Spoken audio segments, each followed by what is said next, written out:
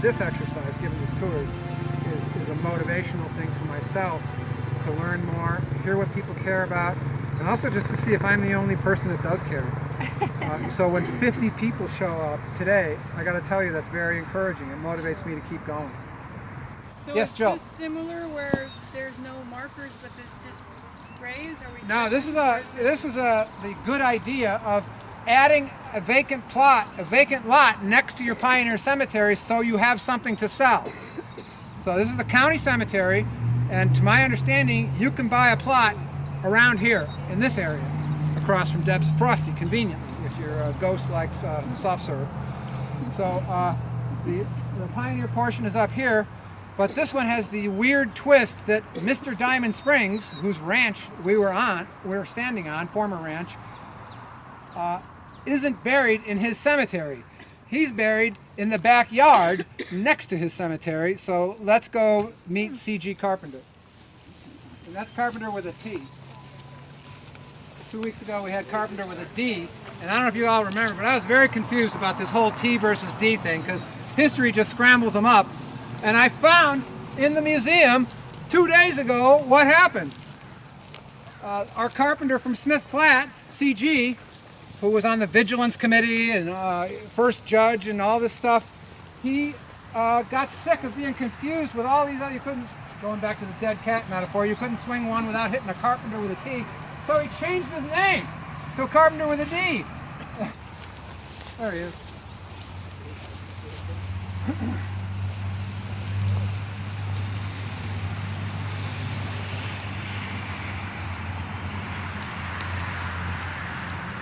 The county's actually been doing a good job on the upkeep of this place. You can see, I mean, look at the size of that dead tree they took out. That took like a year to get down. That cedar, that's a big friggin' cedar tree.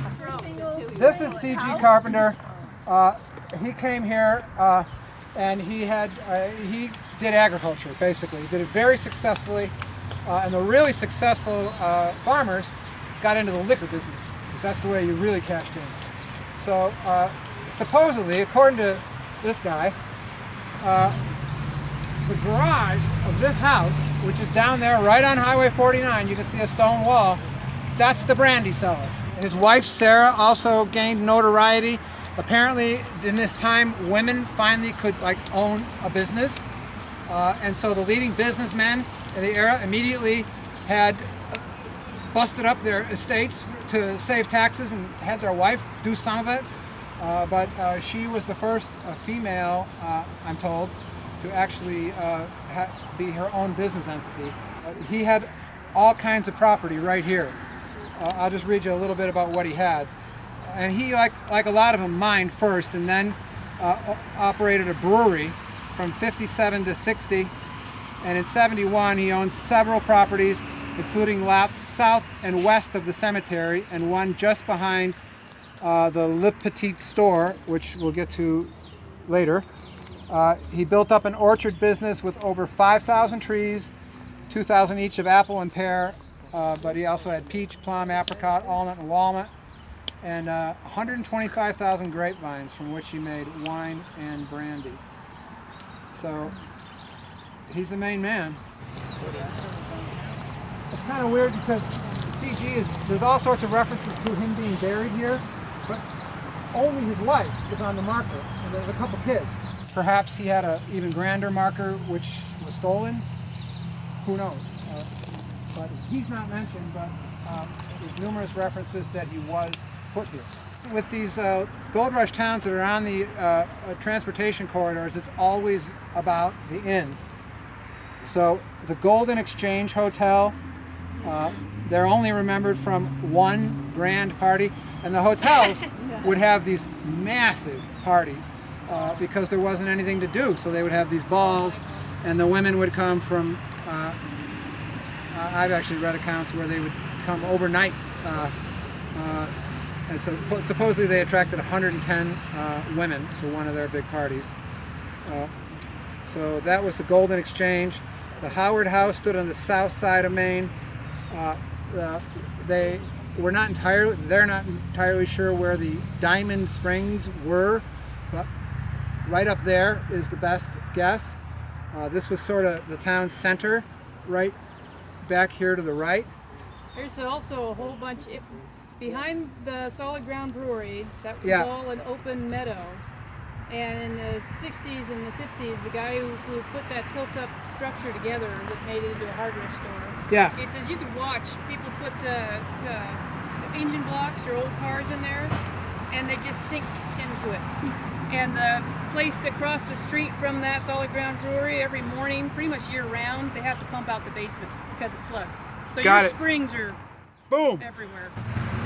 You had all sorts of industrial. They have renamed that building where the little coffee shop is, but there's pictures from the 20s. It used to be a very well-known garage, Gus Brothers. Gus Brothers, yeah. I knew the Galvins. And you saw the uncles. pictures where they were trying to save it. It caught on fire in 1920 something. And they were the and first volunteer firemen to the Gus Brothers. You could see them pulling all their shop equipment. The most important thing they pulled out was their acetylene torch rig. The Oddfellows Hall is where? Point to it. Straight right up there. Up there. Okay.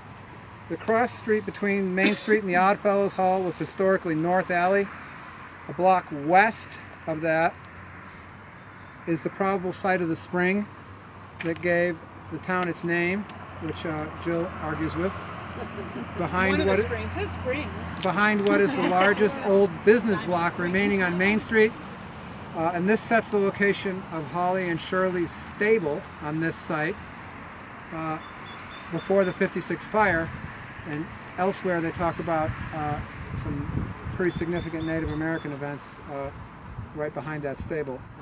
There's a couple of industry things that are significant in the history of this town. One is Caldor,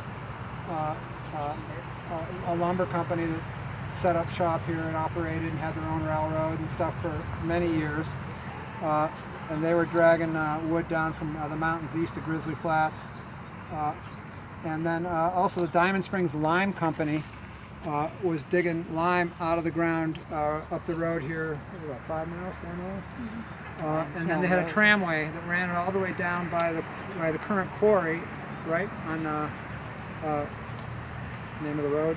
It crosses 49. Right, yeah, because I used to throw cow pies in the buckets when they went over. Oh, cool. Yeah. Ah, cow pies. That's who was throwing those cow pies in the lime buckets. You're 14 and you're bored. Well, We had a ranch we were on right there, that gateway. It's not there anymore. well, It's just supposedly they had to put, somebody made them put up big nets so that any stuff that fell out of the buckets wouldn't land on your car. yeah, on 49 There's there. an amazingly standing headstone here. That's the son, the Crawford son that committed suicide, I believe. Let's take a look at that. Well, here's another restoration project. Talk about baling wire and bubble gum. There's probably some bubble gum in there somewhere, but it's a significant a person. I briefly mentioned earlier that the whole economy on this big flat area between these two steep ravines is predicated on getting water in here. And so right away, I mean, the ditch history is like this whole other world that's very detailed and really interesting and very litigious, and lots of business failures, lots of raising money and losing it, mainly losing it. And it might not have been so bad if there hadn't have been two competing ditches running practically side by side for much of the time. One of them was this guy's father and several partners, and of course the ownership changes like every 4 months, and the history is very difficult to wade through. What became known 17 owners later as the Crawford Ditch went all over the county.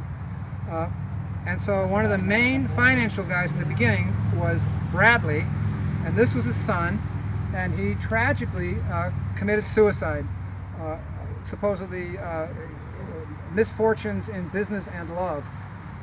But it's worth mentioning when you look at, I mean, there was a lot of ways to die in this era. There was a whole bunch of ways to die. And disease, for one, was just, bad. And don't forget flu. They came here, they arrived, they were weak, they were sick, they were broke, and then they got two of the wettest, worst winters in the history of California.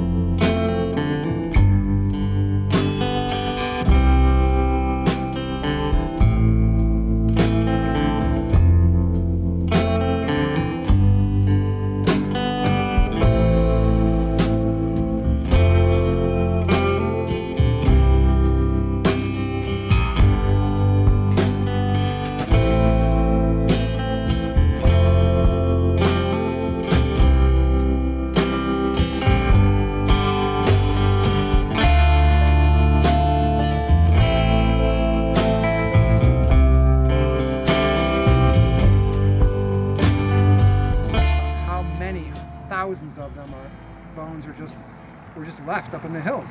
I mean, there's hardly any records of anybody dying in the first 10 years. And they were all here, and the mortality rates were ridiculous. Like one year, 1 in 20 people in Sacramento die of cholera.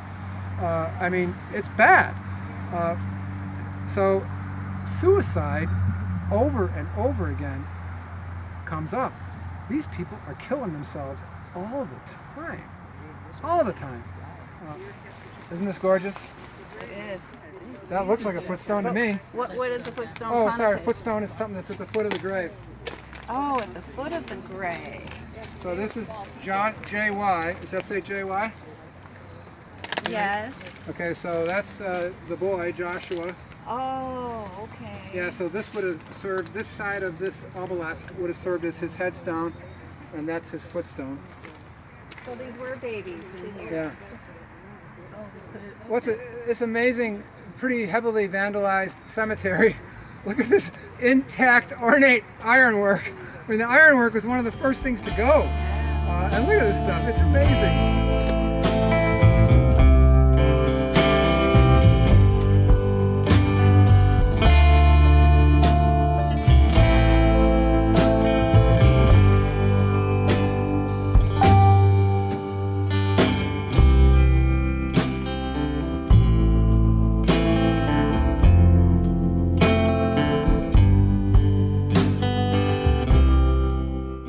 Forging has become popular again, and I would love to see some of those guys creating the missing pieces of our many ornate wrought iron enclosures, all of which are way more busted up than this.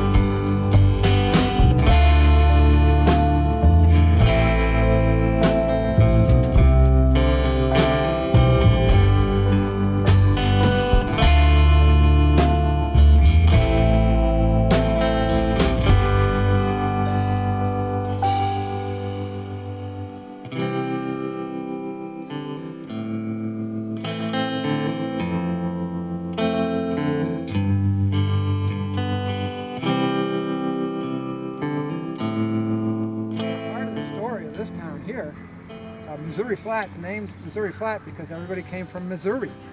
So Diamond Springs was settled by people from Missouri. Well, what's happening in Missouri, I mean, I don't know if you know the roots of the Civil War, but the western front of the Civil War, Sure. Missouri and Kansas, it's relatives ugly. there. Massacres. Yes. These people are slaughtering each other in Right. large quantities. They are so livid. And a lot of them, just to flee all that stuff, they come out here. And they get here, and they bring that with them. So California, as a state, aligns with the North. But El Dorado County, and the Mountain Democrats specifically, South. Yeah. We are aligned with the South. We are pro-slavery. And I don't have a positive connection between those Missouriites that came here and that, but I challenge all those good people with better attention spans to make one, because there's got to be something there. See, when you see Audis on stone, that's a big deal, because they're hand carved. One little slip, you know. So carving in, so smooth, you know, though. carving William A. here, you know, for a mason. This is hand cut, right? The stone guys did it all the time. But when you have to carve everything but the William A. out, that's different. What are we looking at today? A tombstone with Nicholas Tice on it from Nicholas, Germany. is that your people? It appears to be so. We're still doing research on it. So last time it was here, we got a etching of it, the whole thing. So How long ago? probably like 5 years ago. So 5 years ago, you're saying this was in what? Intact. Yeah. Okay, this has been a county cemetery for those 5 years. So here we are, we're losing it. Drill that with stainless steel or brass, depending on the stone. You use one or the other. Okay. Pins. And peg it in. And peg it back together. Oh my Well, you want to know something? The fancy new tombstone manufacturers that make all those laser cut tombstones with the Harley Davidson and the Budweiser cans on them and stuff in our historic cemeteries, they have the ability to take an old picture of Nicholas Tice's headstone and totally carve it exactly as it was on one side of a recreation, and on the other side have what's left, the fragmentary remains of the actual stone. Yeah, I mean, when I got into this, it's because I ran into somebody in the cemetery, and the somebody is a lifelong El Dorado Hills Cemetery kid. Grew up here, big family. He's been working in our cemeteries his whole life. He loves cemeteries, and he knows how to do it. And he was like walking me around Union Cemetery saying, here's what we do here, here's why this. He was post-morteming all these failed repairs from the last 20, 40 years. Okay. And he's like, yeah, I can show you how to do this. But I'm going to tell you right now, this is a county cemetery. You just can't go in and do this. I can do it in private cemeteries where the owner of the place says, go fix the headstone. Right. But not now, not here. When you got fragments, one thing to do, and this is much argumented by purists if you want to preserve it, is you put your pieces together in some sort of masonry something. You don't enclose it in a curb that holds water. You put it out there and you put it at an angle so that it drains. And I will say that the purists argue that the concrete that you mounted it in is going to eat it away in, I don't know, but hundreds of years. So you shouldn't do that. And so the new thinking on a lot of this is if it's broken, you leave it broken, unless you got a really good reason to fix it.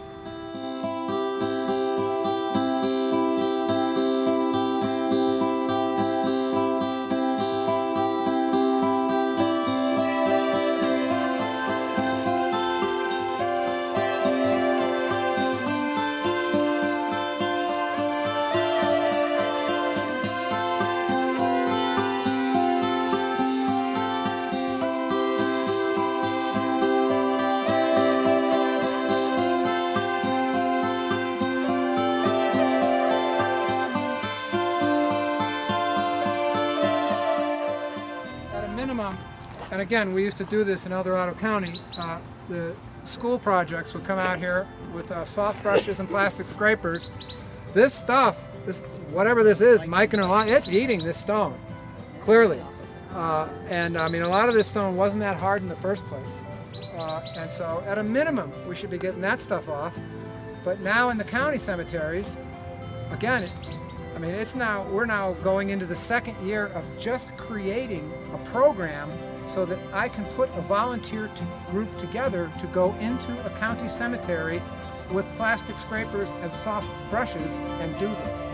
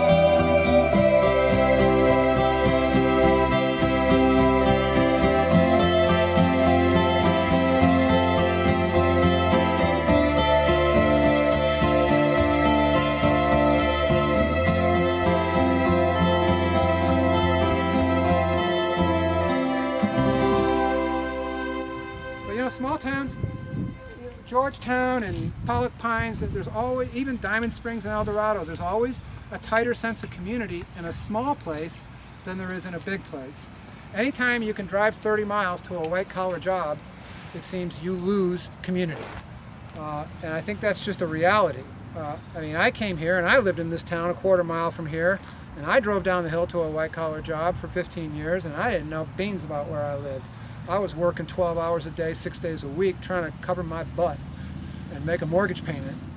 And it's only after I became a reporter that I learned about stuff, and after I retired and had time to do anything, that I ever began to make any kind of a difference. So, you know, I'm not trying to blame anybody on our lack of motivation, because other groups are doing it.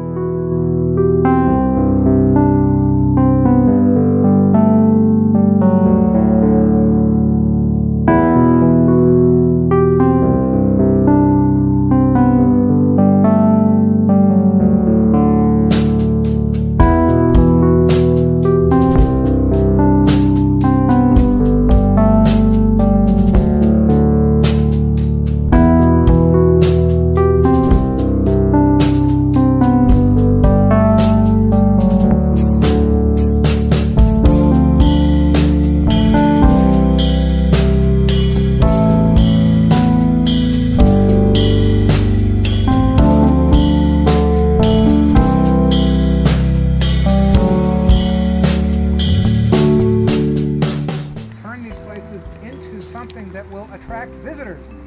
I mean, this is a pretty place. People will come here on their way to Tahoe and stop here and maybe get lunch at Deb's Frosty and maybe lodge at the Carry House. I don't know, but other places are building their economy around this type of tourism. My Lord, with all the history we've got, this should be easy, especially because all the other places have figured it out. You know what, I think we're getting to a point where regular folks in El Dorado County are very interested in this history, and they're ready to step up and get involved and help do some of the restoration and preservation that these beautiful, important cultural resources so desperately need. There's a lot of work to be done, and today, with this turnout, I'm optimistic that it'll get done. Maybe not in my lifetime, but it'll get done. So, thanks.